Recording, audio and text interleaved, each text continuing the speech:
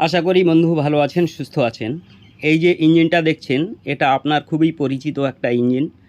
তো এই ইঞ্জিনেরই কাজ আমি আমার বড় চ্যানেলে দিয়েছিলাম। আহ, প্রথম যখন কাজ করি সেই ভিডিওটা ভাইরাল হয় অবশ্য।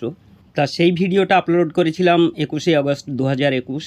এই নামে সার্চ করলেই আপনার সামনে চলে আসবে, যার ভিউ হয়েছিল 4,25,000। তা এই ভিডিওটা আপনি আগে দেখে থাকলে আপনাকে অসংখ্য ধন্যবাদ।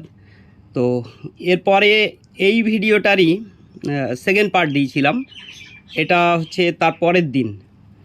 তো এর ভিউ ছিল অন্তত প্রায় 6,000-7,000 মতো। তো আমি এই পুরনো ভিডিওগুলোর কথা কেন বললাম সেটা অবশ্যই জানতে পারবেন। তার কারণ ওই কাজের সঙ্গে এই কাজের দারুণ একটা লিঙ্ক রয়েছে, এই কারণেই পুরনো ভিডিওর কথা বললাম। এই ইঞ্জিনটা আবার আমার কাছে নিয়ে এসছে 3টে প্রবলেমের জন্য। তা সেই 3টে প্রবলেম কি কি দেখুন। প্রথমত ইঞ্জিন স্টার্ট হচ্ছে না, দ্বিতীয়ত সিলিন্ডার পিস্টন নষ্ট হয়ে গেছে, আর তৃতীয়ত ভ্যালভ পিস্টনের মাথায় টাচ হচ্ছে, আর 4 নম্বর নজেল বারবার ইঞ্জিনে সিজ হয়ে যাচ্ছে। তো এই 4টে প্রবলেম সঙ্গে নিয়ে ইঞ্জিনটা আমার কাছে ফিরে এসছে। তো আপনার মতো যে সমস্ত ভিউয়ার্স আছে তাদের কমেন্টগুলো এই ধরনেরই থাকে, এই জন্যেই আজকের এই ভিডিওটা দারুণ গুরুত্বপূর্ণ হতে চলেছে। তো ভিডিওটা সম্পূর্ণ দেখবেন, একদম স্কিপ করবেন না। তো এবার চলুন নতুন রিং দিয়ে সিলিন্ডারের ভিতরটা কতটা ডাউন হয়েছে সেটা একটু ফলো করি। তো এই ইঞ্জিনটা যখন কাজ করি সেই সময় কিন্তু নতুন সিলিন্ডার পিস্টন বা হেডের কাজ এটা কিন্তু আমি করেই দিয়েছিলাম। তা এই ইঞ্জিনের যে 4টে প্রবলেম এসছে, এই 4টে প্রবলেমকে টেনে নিয়ে এসছে কিন্তু একটা প্রবলেম। তা সেই প্রবলেমটা কি, চলুন আমরা সেই বিষয়টা নিয়ে একটু আলোচনা করি। এবার এই ভ্যালভটাকে দেখে রাখুন, তাহলে আপনার বুঝতে সুবিধা হবে। এবার দেখুন যেখানে রিং আসে না সেই জায়গাটা কিন্তু খুব সুন্দর রয়েছে, কিন্তু ভিতরটা ডাউন হয়ে গেছে। তা সিলিন্ডার পিস্টন এত তাড়াতাড়ি নষ্ট হলো কেন সেটা এবার আমি যদি না বলি তাহলে আপনি বুঝতে পারবেন না, পিছনে ঘটনা একটু বলতে হবে।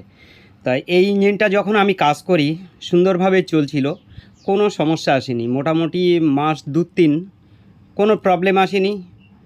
তো এর মধ্যে ইঞ্জিনটা আপ ডাউন করা শুরু করে। তো আপ ডাউন করেছে ওই ভদ্রলোক, কিন্তু গাড়িটা চালিয়েই গেছে, কোনো রকম গুরুত্ব দেয়নি। তারপরে কিছুদিন পর আর কি আমার কাছে একটাবার ফোন করে যে আমার গাড়িটা স্টার্ট হচ্ছে না, চলছে না। তা সেই সময় আমি গ্যারেজে ছিলাম না, তো কোনো একটা কারণে যাই হোক আমি বাইরে ছিলাম। তা আমি বললাম যে আমি এখন কাজ করতে পারবো না, তুমি অন্য কারোর দিয়ে কাজটা করে নাও। তা প্রবলেমটা হয়েছে এইখানটায়, দেখুন এইখানটায় যে পিস্টনের যে একটা স্পট পড়ে রয়েছে, এই স্পটটা কেন হয়েছে সেই বিষয়টা একটু বলি। তা মেন বিষয়টা হচ্ছে এই ভ্যালভটা, এই এয়ার ক্লিনারের ভ্যালভ, এরই হচ্ছে স্পট এটা। এই এয়ার ক্লিনারের ভ্যালভটা কিন্তু চেঞ্জ করা, মানে আমি যখন বলেছিলাম যে আমি বাড়িতে নেই, আমি কাজ করতে পারবো না, তা সেই সময় আর একটা মেকানিকের কাছে নিয়ে গিয়েছিল এই স্টার্টিং প্রবলেমের জন্য। তা উনি কী করেছে, প্রথমে মনে করছে গ্যাসকেট নষ্ট হয়ে গেছে, তারপরে দেখলো যে না ভ্যালভ নষ্ট হয়ে গেছে, এরকম যাই হোক একটা প্রবলেম বের করে যাই হোক কাজ করে, আর এই এয়ার ক্লিনারের ভ্যালভটাকে চেঞ্জ করে দেয়। দেওয়ার পরেই কিন্তু সমস্যাটা চলে আসে। তা এটার যে থিকনেস, এই থিকনেস আর যেটা ফিটিং করা আছে ওটার থিকনেস এক নেই। তা এর থেকে কিন্তু মোটা ভ্যালভ লাগানো রয়েছে, এইখানটা ফিটিং করা রয়েছে, যার জন্যই কিন্তু পিস্টনের মাথায় এটা টাচ করেছে। তা এটাকে আমরা খুলে এটা পুরোনোটাই আবার সেট করব, দেখব যে কোনো রকম ডাউন হয় নাকি। তা মেন ব্যাপারটা হচ্ছে এইখানটাই, তো যখন এই ভ্যালভটা ফিটিং করা হয় তা সেই সময় কিন্তু বোঝা উচিত ছিল যে এটা হাই হয়ে যাচ্ছে নাকি, পিস্টনের মাথায় টাচ করবে নাকি। তা এটা খুলে বের করলে তবেই আপনি বুঝতে পারবেন। চলুন এটাকে বের করি। এই দেখুন এটা বেরিয়ে গেছে। এবার পুরোনোটার সঙ্গে এবার দেখলে পারে বোঝা যাবে। দেখুন এটার থিকনেস আর এটার থিকনেস এক নয়, যার জন্যই পিস্টনের মাথায় টাচ করেছে। তা যাই হোক এই পুরনো ভ্যালভটাকে এবার ফিটিং করে দিলে পারে আর কোনো সমস্যা আসবে না। তা যাই হোক পিস্টনের মাথায় আর টাচ হবে না। তো এটা গেল প্রথম কারণ। এবার দ্বিতীয় কারণটা কি এইবার আমরা চলুন জানি। দেখুন এবার ভ্যালভটা কিন্তু আগের থেকে অনেক ডাউনে চলে এসছে, পিস্টনের মাথায় আর টাচ করবে না। এটা সামনের থেকে মাপলে আরও পরিষ্কার বোঝা যাবে। চলুন এবার জানি স্টার্টিং প্রবলেমটা কেন আসলো। তো পুরনো রিংগুলো সিলিন্ডারের ভিতরে দিলে বুঝতে পারবেন অবশ্য। এই দেখুন কতটা ডাউন হয়ে গেছে, যার জন্যে কম্প্রেসার লিকেজ করেছে আর স্টার্টিংয়ে প্রবলেমটা এসছে। তো এই কারণেই কিন্তু ওই মেকানিকের কাছে নিয়ে গিয়েছিল। তা সেটা এইখানটায় কাজ না করে হেড খুলেছিল, হেড খোলার পরেই আর কি ভ্যালভটাকে চেঞ্জ করে দেয়, তারপরে কিন্তু এই পিস্টনের মাথায় টাচ হওয়ার এই প্রবলেমটা এসছে। তো এগুলো নতুন রিং, এই নতুন রিং দিয়ে সিলিন্ডারের মুখে দিলেই তবে বোঝা যাবে যে কতটা ডাউন হয়েছে, সিলিন্ডারটা চলবে কি না। তো এবার চলুন এই সিলিন্ডার আর রিং তাড়াতাড়ি ডাউন হলো কেন এই বিষয়টা একটু জানি। তা যখন আমার কাছে এর থেকে কাজ করে নিয়ে গিয়েছিল তখন সিলিন্ডার, পিস্টন আর হেডের কাজ আমি করে দিয়েছিলাম। এই সিলিন্ডারটা নতুন, তো হেডের কাজটাও সঙ্গে করে দিয়েছিলাম। তা যাই হোক, চলছিল ভালো। তা ওই সময় তেলের ডাক কিন্তু খুব সুন্দর ছিল, যার জন্যে কিন্তু নজেল এলিমেন্ট চেঞ্জ করা হয়নি। তো ওই মেকানিক হেডের ভ্যালভ চেঞ্জ করার সঙ্গে সঙ্গে নজেলটাও কিন্তু চেঞ্জ করে দেয়। দেখবেন যে নতুন ইঞ্জিন নিলে নতুন ইঞ্জিনের সঙ্গে নজেল, ভ্যালভ এই ধরনের নতুন কিছু স্পেয়ার পার্টস দেয়। তা সেই স্পেয়ার পার্টসের মধ্যে নজেলও দিয়ে দেয়। সেই নজেলটা কিন্তু ওই ভদ্রলোক এই ইঞ্জিনে ফিট করে। তা প্রবলেমটা হয়েছে ওইখান থেকে। তা যেহেতু নতুন ইঞ্জিনের সঙ্গে যে পার্টসগুলো দেয় সেই পার্টসগুলো কিন্তু খুব একটা ভালো থাকে না। তার মধ্যে বিশেষ করে নজেলটা তো লাগানোই যায় না, তার কারণ নজেল লাগালে পারে সমস্যা গিয়ে দাঁড়ায়, এতে নানান রকমের প্রবলেম আসে। তা যাই হোক, ভুলটা ওইখানটায় হয়েছে। নতুন ওই নজেলটা এই ইঞ্জিনে ফিটিং করে, ফিটিং করার পর থেকেই প্রচণ্ড পরিমাণে তেল খাওয়া শুরু করে ইঞ্জিনটা, আর আপ ডাউন করা শুরু করে।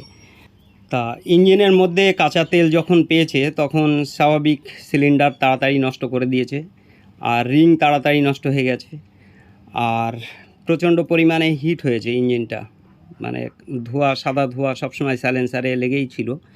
তা ভুলটা এইখানটায় হয়েছে, এই নজেল এখানে ফিটিং করা উচিত হয়নি। তারপর থেকেই কিন্তু এই ইঞ্জিনটার বিভিন্ন রকমের সমস্যা আরও বেশি করে এসেছে। তো আমাদের মধ্যে একটা প্রচলিত ধারণা আছে যে যে ইঞ্জিনে তেল বেশি খায় সেই ইঞ্জিন ভালো থাকে। বিশেষ করে যারা পেট্রোল ইঞ্জিন নিয়ে কাজ করে তারা এই জিনিসটা বলেই থাকে। তা ব্যাপারটা হচ্ছে ডিজেল ইঞ্জিনের ক্ষেত্রে আলাদা। ডিজেল ইঞ্জিনে যত বেশি তেল খাবে তত তাড়াতাড়ি সিলিন্ডার আর রিং নষ্ট হয়ে যায়।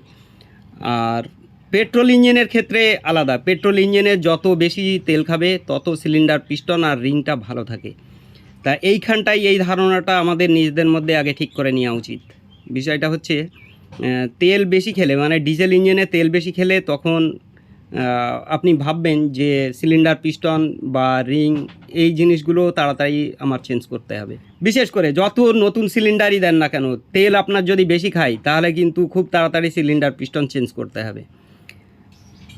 আর এই রকম সিচুয়েশানে আপনার যত তাড়াতাড়ি সম্ভব ওই তেল খাওয়ার রোগটাকে বন্ধ করতে হবে, তাহলে ওই ইঞ্জিনটা দীর্ঘদিন চলবে।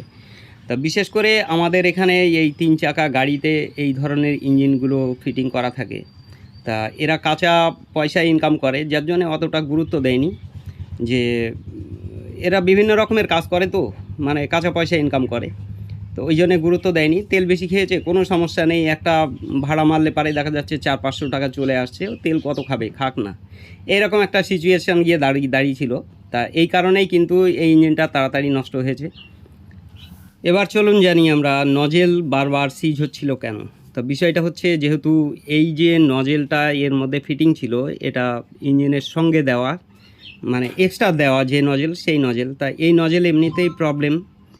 এই নজেল আপনি যদি ফিট করেন তাহলে দেখবেন যে বারবার নজেলটা সিজ হয়ে যাবে এবং কাঁচা তেল দেওয়া শুরু করবে। আর আমরা কি করি, বারবার ওই নজেলটাকে ছাড়িয়ে আবার নতুন করে ফিটিং করি, আবার সিজ করে। তা এটা হচ্ছে প্রবলেম। এক তো ভ্যালভের প্রবলেম ছিল, 2 নম্বর নজেলের প্রবলেম।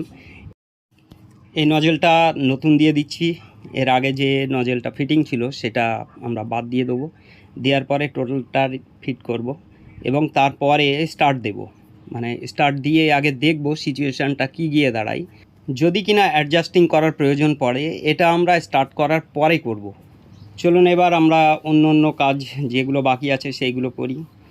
তো একটা জিনিস খেয়াল রাখবেন, 90 ইঞ্জিন, বিশেষ করে 90 ইঞ্জিনে কোনো রকম যদি তেল বেশি খায় তাহলে সিলিন্ডার, পিস্টন খুব তাড়াতাড়ি নষ্ট হবে, এই জিনিসটা কিন্তু মাথায় রাখবেন। তা এরকম সিচুয়েশান দেখুন, দীর্ঘদিনের কাজ করতে করতে এই ধরনের অভিজ্ঞতা আমাদের এসছে, যার জন্যেই আমরা কাজগুলো সেইভাবে করি। তো এইখানটায় খেয়াল রাখতে হবে যে সিলিন্ডার পিস্টন তাড়াতাড়ি কি করে নষ্ট না হয় সেই ব্যবস্থাটা তৈরি করা। তা এইটা তৈরি করলে পারেই আপনার 90 ইঞ্জিন দীর্ঘদিন চলবে। আর বিশেষ করে 90 ইঞ্জিনের একটা জিনিস খেয়াল করবেন যে সিলিন্ডার পিস্টন যখন চেঞ্জ করবেন তখন পিস্টনটা দেখে নেবেন যে সিলিন্ডারের কোনো সাইডে চেপে যাচ্ছে নাকি। তা যাই হোক, ভিডিওটা বেশি বড় হয়ে যাচ্ছে, তা চলুন আমরা এবার স্টার্ট করব এবং নজেলটা সুন্দরভাবে অ্যাডজাস্ট করব।